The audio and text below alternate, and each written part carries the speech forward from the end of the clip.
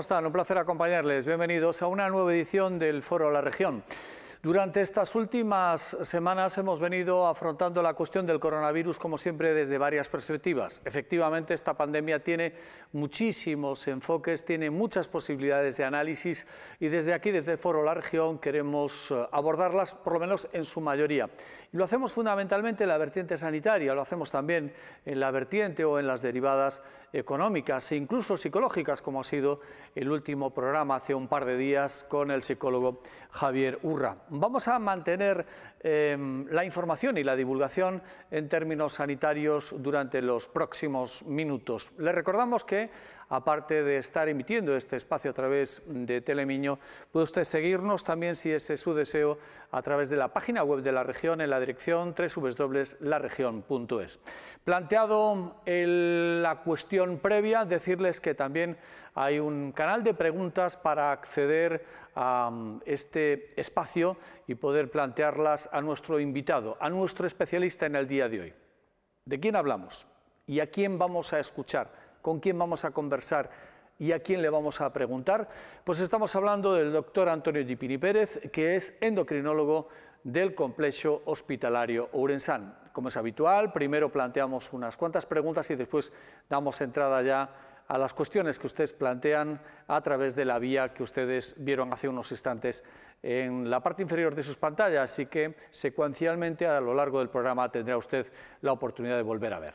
Saludamos ya en directo y de forma telemática al doctor Gipini. Don Antonio, ¿cómo estás? Muy buenas.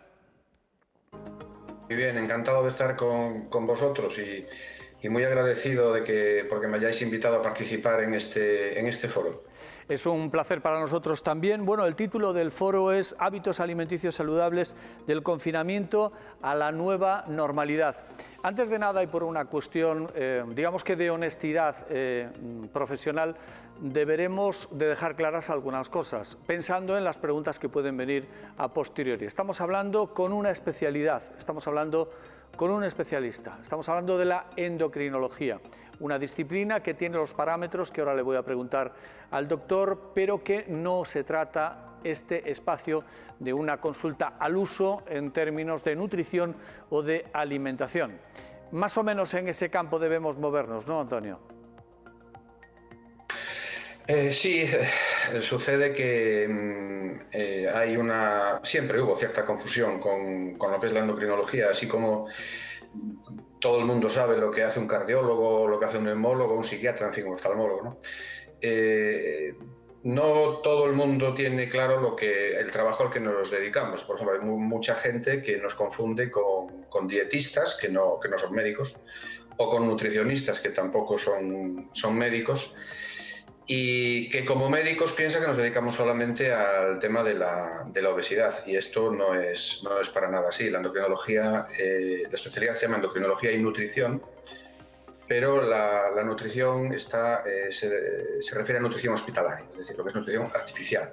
Pacientes ingresados con déficit nutricional, pacientes con enfermedades crónicas avanzadas, con déficit nutricional, y ahí hay un apoyo de lo que es la alimentación artificial, ¿vale? Puede ser enteral, que sería con una sonda nasogástrica, o directamente al estómago por una incisión, por una pequeña intervención, o directamente por vía intravenosa, lo que sería la nutrición parenteral. Eso es la parte de nutrición a la que nos dedicamos. Nosotros no hacemos dietética ni nos dedicamos a esto. Sí que es verdad que como parte del tratamiento de enfermedades metabólicas, fundamentalmente diabetes, dislipemia en sus diversos tipos y obesidad, muchas veces también con complicaciones, pues damos consejos para que la gente tenga una alimentación sana y en caso de necesidad de pérdida de peso, pues una alimentación levemente hipocalórica. Damos consejos para esto. Después la unidad de enfermería de educación dietética pues ayuda a los pacientes a componer un poco el tipo de menús si tienen dificultades, pero hasta ahí. Nosotros somos médicos especialistas de hospital y vemos patología, no hacemos prevención. Vale, ¿qué grandes campos de actuación, por lo tanto, tiene esta disciplina de la endocrinología? Bueno, la cartera de servicios es muy amplia, nos dedicamos a lo que son las enfermedades hormonales y metabólicas. Dejo aparte lo que es la nutrición artificial, que ya acabo de explicar para lo que hacemos ahí, que lo hace, es una unidad especializada, hay endocrinólogos que se dedican a eso específicamente, sería como casi dos especialidades aparte, lo que pasa que funcionamos unidos.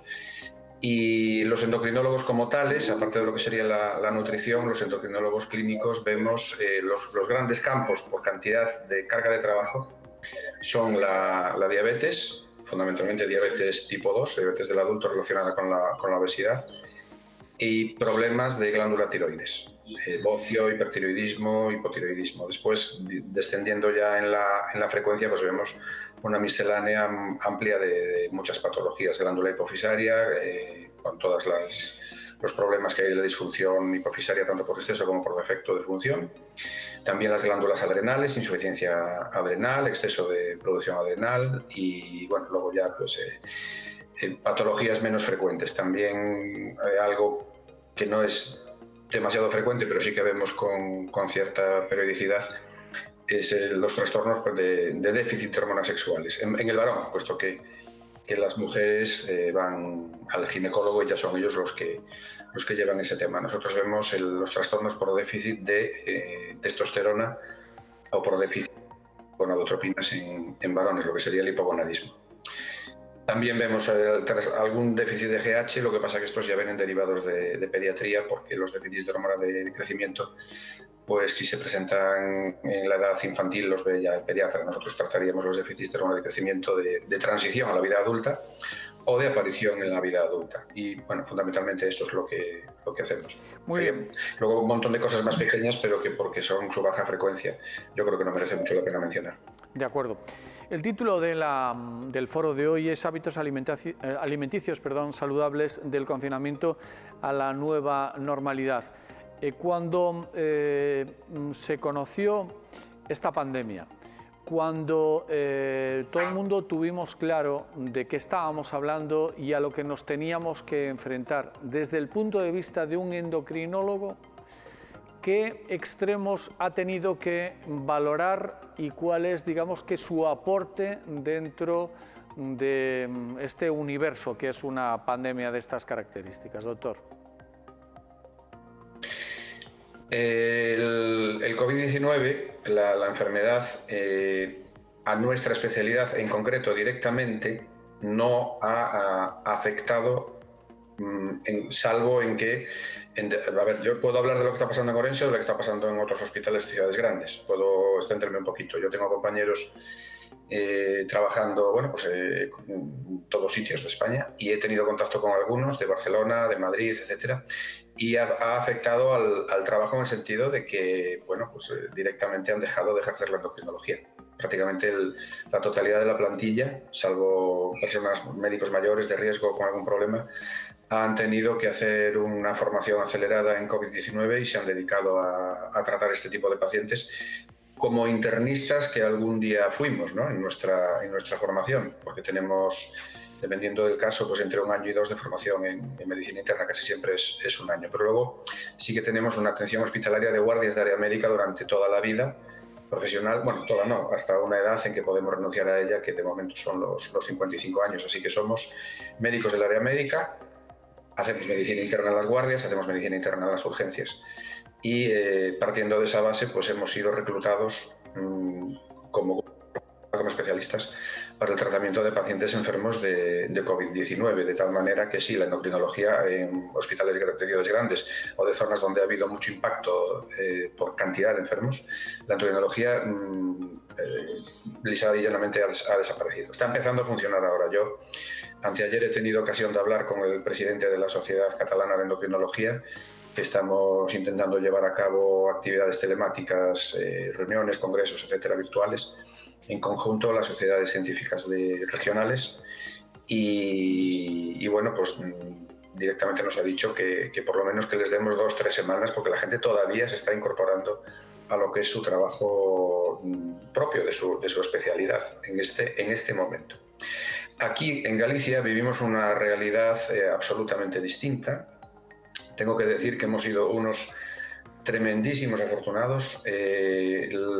Por alguna razón, entiendo que es por la baja concentración, no tenemos grandísimas ciudades, no tenemos grandes urbes, no tenemos centros de comunicación con mucho trasiego de aeropuertos, etcétera.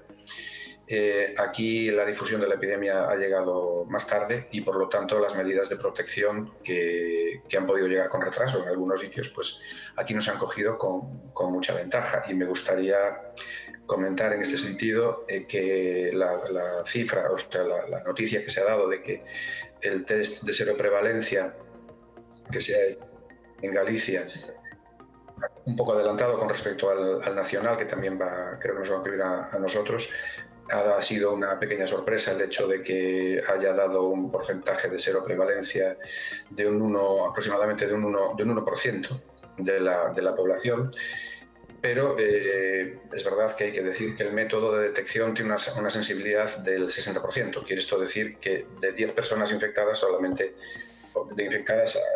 que habrán estado infectadas en algún momento, detectaría en promedio un 60%. Un 40% de personas que han pasado la enfermedad y el test no lo detecta. Una vez hecha esta corrección, nos podríamos enfrentar ateniéndonos a estos datos, a una tasa de infección en la población gallega de un 1,66-1,7%. Esa es la cifra. Y es perfectamente creíble, no debe de suponer ninguna sorpresa, porque si atendemos a los fallecimientos, que creo que estábamos en 580 a día de ayer, sería una letalidad del 1,2% aproximadamente. Y la letalidad del 1,2% es prácticamente comprobada en diversos estudios y publicaciones, fundamentalmente a partir de un dato muy fiable, que sería el caso del barco que estuvo en cuarentena creo que fue en Japón, el Diamond Princess, donde 3.600 personas quedaron confinadas dentro de un barco con pacientes. Eso es una cosa tremenda que ha sido un experimento que la casualidad nos lo ha traído, porque eso sería imposible de hacer, obviamente no sería ético. Pero los resultados de eso no tienen discusión posible. Es decir, y ahí la tasa de letalidad, con las consideraciones demográficas que tiene un crucero, que no son las mismas que las que tiene la población normal, porque en un crucero pues, seguramente no hay muchos niños pequeños, etcétera, pues es la cifra que arroja, no llega al 1,2%. Y teniendo en cuenta eso, pues sí, yo me creo perfectamente que corrigiendo con el factor de sensibilidad estaríamos en aproximadamente un 1,5% de la población. Yo creo que es muy poco. Vale. Y de hecho, la situación ahora es muy buena. Muy bien, doctor. Muy buena con respecto a lo que ocurrió antes, ¿no? Vale, perfecto. Hablamos de alimentos saludables o de alimentación saludable. ¿Hasta qué punto una persona que está afectada de coronavirus tiene que modificar su ingesta, o no hay una relación causa-efecto en la toma de determinados alimentos, pues no sé, para ayudar a combatir o para fortalecerse, o no sé, para qué tipo de estrategia, qué estrategia alimenticia hay que seguir o debe de seguir una persona, o le suministran o se le aconseja a una persona que tiene una patología de esta naturaleza? A ver, ahí estaríamos diferenciando entre el grado de gravedad de la afectación. Cuanto mayor sea el grado de gravedad de la afectación, estamos hablando de pacientes que están en su casa, obviamente, pues si están ingresados ya le dan la comida en el hospital. Entonces, los pacientes que están en su casa y que tienen pues lo que puede llegar a ser esta enfermedad en un paciente que puede estar en su casa, estaríamos hablando de una especie de síndrome gripal pues moderado severo. En ese sentido, cuanto mayor desgaste, cuanto mayor estrés, habría que aumentar la ingesta calórica. Estamos hablando de enfermos, ¿de acuerdo? Estas personas deberían tener una alimentación con un poder energético suficiente para compensar el gasto que supone el estrés físico de la infección, la fiebre que puedan tener y demás, ¿no? Lo de siempre, es que no variaría mucho por lo demás. Sería una alimentación sana, variada, con abundancia de frutas, verduras y alimentos ricos en vitaminas y minerales y bueno, eso es en el momento agudo de la enfermedad. Ahora sí me imagino que me lo van a preguntar. ¿Qué tendrá la población que no está infectada? No, eso es otro tema. Vale, ¿hay pérdida de apetito? ¿Se produce pérdida de apetito? Efectivamente tenemos que hacer una salvedad, es decir, estamos hablando de pacientes que están, digamos que pasando su proceso en casa. Cuando uno está hospitalizado ya no toma él la decisión de lo que va a tomar, valga la expresión un tanto pedestre. Hablamos, por lo tanto, de las personas que están en su casa pues siguiendo el tratamiento bajo las fórmulas que establezca en esos momentos la sanidad pública. Pero hay una pérdida de apetito que incluso puede llevar a una persona pues incluso al abandono. Boa, no tomo nada porque no tengo ganas, y eso puede hacer un efecto agravante de la patología.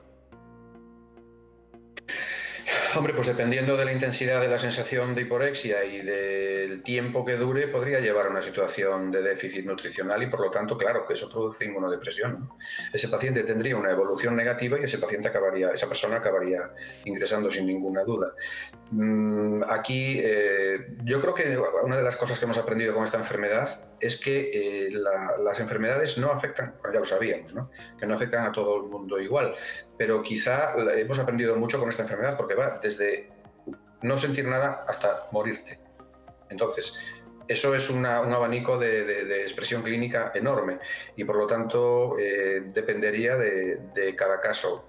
Yo entiendo que una persona que no llegue a estar demasiado tiempo, demasiados días, sin tener una ingesta suficiente, pues sí, va a tener una cierta pérdida de peso, va a tener una pérdida nutricional, pero debería de tener reservas suficientes para salir adelante y que no le pase absolutamente nada. Repito, estaríamos en una cosa muy similar a lo que sería un síndrome gripal de gravedad moderada e intensa, ¿no? Todos sabemos lo que es eso y evidentemente pues uno no está en condiciones de comer mucho. Beber zumos y cosas de estas que aportan vitaminas y minerales sí lo vería bien, pero bueno, llegado el caso de un paciente que se encuentra mal, lo van a llamar para ingresar. El sistema de asistencia del TELEA es una de las grandes herramientas que ha tenido este problema y hay muchísimos pacientes, miles de pacientes que están siendo atendidos, monitorizados en sus casas y gracias a esto pues yo creo que también estamos saliendo del paso con mucha. Bueno, estamos asistiendo a un confinamiento, por lo tanto, una limitación sustancial de nuestras actividades. Más horas en casa, más sedentarismo y, por lo tanto, un cambio de hábitos en la vida y, por lo tanto, en aquello que comemos o necesitamos comer. Este confinamiento, esta limitación de actividades es una patología en sí mismo, es decir, se ha convertido ese reposo obligado en una patología, o en un trastorno, más que una patología, en un trastorno alimenticio. Bueno, aquí yo vuelvo a comentar un poco lo que sería cada caso, grupos de personas con actitudes distintas o con antecedentes diferentes. Vamos a poner por caso un grupo de personas con las que yo trato con frecuencia en mi trabajo. La mayoría de mis pacientes que tienen exceso de peso, diabetes, trastornos metabólicos, personas mayores, etcétera, no son personas que hagan ejercicio físico, deporte y cosas de estas. Es decir, hay una gran mayoría de personas que hacen, como la inmensa mayoría de la población, que son sedentarios. Entonces, a estas personas realmente la vida no les habría cambiado tanto. Con una reducción ligera de la ingesta alimenticia y poco más, pues estas personas no vendrían a tener absolutamente ningún problema, más allá de lo que supone subir 2 o 3 kilos que perfectamente los pueden bajar después. Luego hay personas que por su tipo de vida sí que tienen ejercicio físico diario, por su trabajo, no ya por afición, que esta gente suele estar sana y no tiene ningún problema. Las personas, los runners, los ciclistas, etcétera, estas personas de por sí no tienen enfermedades metabólicas, no son personas sanas, muy sanas realmente, con lo cual se van a enfrentar a unos kilos de más que les tendrán, pues relativamente preocupados por su estilo de vida y sus aficiones, pero que lo van a poder compensar y estoy seguro de que no van a tener ningún problema. El problema se va a presentar en las personas que ya están enfermas de antes. Entonces ese problema sí que lo estamos viendo nosotros en las consultas que tenemos, que ahora mismo son la inmensa mayoría, siempre que pueda ser, son telefónicas. Tenemos esa directriz del Sergas para evitar que los pacientes pues vengan al hospital y se pongan en riesgo saliendo de su casa, ni más ni menos, ¿no? Vale. Entonces estas personas sí que están teniendo problemas porque pueden subir de peso y esto puede afectar a su patología previa metabólica, véase diabetes, véase hipertensión, véase dislipemia, y esto sí lo estamos evidenciando en las analíticas. La norma es un discreto, menos que moderado empeoramiento de los índices de control, hemoglobina glicosilada, etcétera. fundamentalmente el control glucémico. Ahí estamos viendo un discreto empeoramiento, porque claro, al no moverse, pues evidentemente el equilibrio, el balance energético es positivo, y lo que hace daño en la diabetes es el exceso de grasa corporal. Una vez pasado esto, cuando la gente se incorpore a su vida previa y vuelva a su actividad normal, pues debería de volver todo a lo de antes. No creo que tengamos que esperar que se produzca un aumento de las enfermedades metabólicas por trastornos del comportamiento alimentario por el hecho de haber estado confinados 2 meses. Únicamente personas que quizá pues ya lo iban a tener. El problema más adelante quizá se dispare en este momento como detonante, ¿no? Pero no sería una situación creadora de patología. En todo caso sería pues que dispare una presentación de algo que ya íbamos a ver más adelante. Yo no creo que la gente deba alarmarse demasiado por lo que está ocurriendo. Ellos, bueno, yo hablo todos los días con ellos y ellos mismos ya me lo dicen, ¿no? Es decir, es que como no salgo, pues no puedo, pues me ha subido un poco el azúcar y ¿qué hago? Y ahí, bueno, pues la actitud en general más prudente quizá sea dejar pasar la situación y que todo vuelva a su cauce como estaba antes, en lugar de tomar medidas de cambio que a lo mejor pues después lo que nos traen son problemas. Yo transmitiría ahí un mensaje de tranquilidad y de prudencia. En cualquier caso, nosotros tenemos abiertos los teléfonos y el teléfono de la unidad de enfermería con los pacientes que tenemos ya habituales de nuestra consulta. Y ellos llaman y nos consultan los problemas y, bueno, en la medida de lo posible pues los estamos resolviendo a distancia. Si no puede ser, pues vienen con su mascarilla y nosotros igual y, bueno, pues sería una consulta como otra cualquiera, ¿no? Vale, estamos hablando con el doctor Antonio Gipini, que es endocrinólogo del Complejo Hospitalario Urensana, en este foro de la región, con el título Hábitos alimenticios saludables del confinamiento a la nueva normalidad. Enseguida vamos a dar entrada también, claro que sí, a las preguntas que ustedes nos formulan a través de las vías de acceso a este programa. ¿Qué perfil de paciente están viendo ustedes ahora mismo como consecuencia pues de esta pandemia que estamos sufriendo todos, doctor? No ha cambiado mucho el perfil de paciente nuevo que estamos teniendo. Atendemos, ya digo, si es posible, telefónicamente a todas las consultas, incluidas las primeras, y yo no he observado un cambio. No he visto una mayor cantidad de pacientes con descompensaciones glucémicas o un incremento de consultas por exceso de peso, no lo he visto. En nuestra especialidad, a ver, es que realmente llevamos solamente 2 meses con esto. Yo creo que no ha dado tiempo a que las cosas se pongan demasiado negras en ese sentido, ¿no? Con un aumento de peso grande, de muchos kilos a nivel poblacional, que se traduzca en un cambio en el tipo de consultas que nos hacen. Yo no lo he percibido. De acuerdo. Bueno, y la verdad es que, bueno, secuelas, una vez que, usted lo acaba de decir hace un momento, estamos hablando de 2 meses, es un periodo importante para según qué cosas, pero también 2 meses, desde el punto de vista del análisis de eventuales consecuencias, es un periodo quizá excesivamente corto. En el ámbito de los consejos, ahora que estamos recuperando esta nueva normalidad que se llama, pues digamos que no ponernos locos, ni a la hora de hacer ejercicio para intentar recuperar el peso que supuestamente pudimos haber ganado, digamos que buscar la normalidad por los métodos sin atajos, digámoslo así, ¿no? Me parece que está muy bien expresado. Me gustaría que se me hubiera ocurrido a mí, no buscar atajos, ¿no? Yo creo que hay que dejar que las cosas vuelvan a su cauce y no creo que pase nada por haber ganado 3 kilos o 2 kilos en 2 meses o 4 kilos. Es que luego, bueno, ya veremos. Es que llevamos todos los años, toda la vida luchando en nuestras consultas contra el exceso de peso de los pacientes.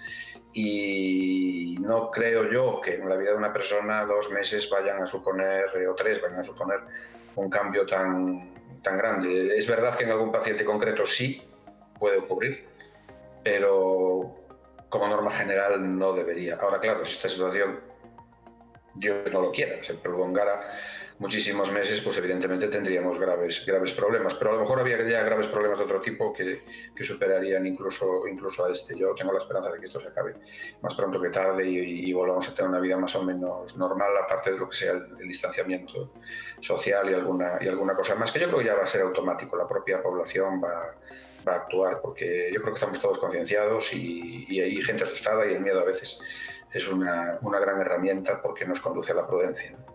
Bueno, sirva esto como planteamiento general, esta conversación que estamos manteniendo el doctor Di Pini y un servidor. Vamos a trascender ahora un poquito más a lo concreto. Eso sí, efectivamente hay preguntas que nos están trasladando los espectadores, alguna de ellas muy concreta, algunas un poquito más en planteamiento general. Alguna de ellas efectivamente es como si golpeáramos la puerta del centro de salud o del servicio de endocrinología. Toc, toc, se puede, doctor, mire, me pasa esto. Bueno, eso también forma parte, digamos que, de lo habitual en programas de esta naturaleza. Bueno, haremos una pausa para la publicidad en tan solo unos instantes, pero sí quiero plantear al menos alguna cuestión ya. La primera de ellas dice: doctor, ¿la diabetes es factor de riesgo para el COVID-19? ¿Qué medidas de protección o precaución especiales tenemos que tener los diabéticos? Bueno, esa pregunta está muy bien que me la pongan a mí, porque eso es precisamente a lo que me dedico, ¿no? La diabetes, lo primero que tengo que decir, que lo digo muchas veces en mi trabajo y quiero aprovechar este momento que habrá, bueno, pues no sé, mucha gente escuchando este programa, es que la diabetes no es una cosa que te dicen eres diabético y vas a tener estos problemas. No, la diabetes es un síndrome tipo 2. La diabetes tipo 2 es un síndrome complejo, cada paciente es un mundo y al margen de eso o por encima de todo eso, al final lo que tenemos es qué grado de control tenemos de la glucemia. Es decir, un paciente tiene diabetes, debuta con una hiperglucemia severa, moderada o grave, lo que sea, se le dice, mira, tiene usted diabetes, lo que tiene que hacer es esto, esto, esto y esto. Hay tres patas, hablando así un poco groseramente, del tratamiento, que una que depende del facultativo, que es dar consejos y tratar con fármacos, y luego las otras dos, enfermedad crónica y metabólica, que dependen de la persona que la padece, y es la forma de alimentarse y la cantidad de actividad física que se realiza. Entonces, esas dos evidentemente dependen de la persona. Normalmente las personas son prudentes, son personas que hacen las cosas bien, sensatas, esto es la inmensa mayoría de la gente, y entonces uno le dice, tiene usted esta enfermedad, y si hace esto, esto y esto, usted se va a poner como si no fuera diabético. Ahí, para entendernos, es decir, usted hace bien las cosas y su grado de control, su glucemia va a entrar en niveles normales. Bueno, pues a todos los efectos, prácticamente a todos los efectos, esta persona sería igual que si no tuviera diabetes. Así un poco a grandes rasgos, ¿no? O sea, no tendría que tener miedo de nada, porque está metabólicamente controlada. Luego tendría sus otros comorbilidades frecuentes en los diabéticos tipo 2, que es una enfermedad que deriva de la obesidad, pues el colesterol controlado, con sus pastillas, la hipertensión, o lo que sea que tenga esa persona, la hipertrigliceridemia, etcétera. Esa persona no va a tener su riesgo de mortalidad o de morbilidad se pone pues prácticamente igual que el de una persona que no tiene ningún problema de este tipo. Esta persona pues no tiene absolutamente ningún problema. La diabetes no es en sí un factor de riesgo de pillar el virus. No lo es. Vale. La diabetes es un factor independiente, muy serio y muy grave de mala evolución de la enfermedad en pacientes no controlados. Esto lo estamos viendo y es una cosa tremenda. Y aquí hay que añadir también el tema de la obesidad, que es incluso peor. Estas patologías colaboran en que el paciente vaya mal. No es un factor de coger la enfermedad. No tengo más riesgo de coger la enfermedad por ser diabético, ni por tener obesidad, ni nada de esto. Sí tengo un mayor riesgo, si la pillo, de ir mal. Esto pues se ha sabido pues en unas semanas para aquí. Se ha publicado recientemente un avance de unas características de 800 y pico pacientes de un hospital norteamericano. Está publicado en el New England, que es quizá la revista más prestigiosa que tenemos los médicos, y ahí queda clarísimo, ¿no? Es algo que a mí me llegó como un testimonio personal, unipersonal, fíjate, pues de una hermana de una amiga que trabaja en una UCI en Burgos. Bueno, pues me dice, me ha comentado mi hermana que los pacientes que ingresan en UCI, jóvenes con la enfermedad y que necesitan un respirador, son pacientes muy obesos. Y dije, caray, a lo mejor es coincidencia, ¿no? Que esta persona le han coincidido allí en su UCI pues este tipo de pacientes. Bueno, pues resulta que al cabo de unas semanas está publicado en New England. Realmente esto es un tema para considerar, y yo creo que deberíamos de darle el tratamiento suficiente quizá en esta oportunidad. Si queréis, no sé, ibais a poner a mí un momento. Bueno, vamos a la siguiente pregunta. Dice, ¿los alimentos pueden ser agentes transmisores del virus? Como alimentos no, como objetos sí. Ah, vale. Claro. Es decir, no si una persona no por la ingesta, sí por el contacto. Claro, como objetos de transmisión. Eso sí, pues claro, pero que un alimento en sí sea transmisor por sí mismo, pues yo no lo conozco, vamos, no tengo evidencia de nada de esto. Ahora, que un manipulador de alimentos en la cadena, desde que se cultiva una hortaliza hasta que llega al lineal de supermercado, pues eso, pues ahí, claro, y bueno, ya está bastante recomendado tener higiene con esto, ¿no? Para todas las manos y demás. Pues claro que podría ser una fuente de contaminación, pero bueno, yo tampoco creo que haya que transmitir una alarma en ese sentido. Las frutas y las verduras siempre se han lavado o deberían lavarse antes de su consumo. Incluso a veces se recomendaba ya previamente desinfectar con unas gotitas de lejía en un barreño y tal. Las verduras así, bueno, pues eso se hizo siempre. Vale. Yo no creo que haya que comentar mucho más.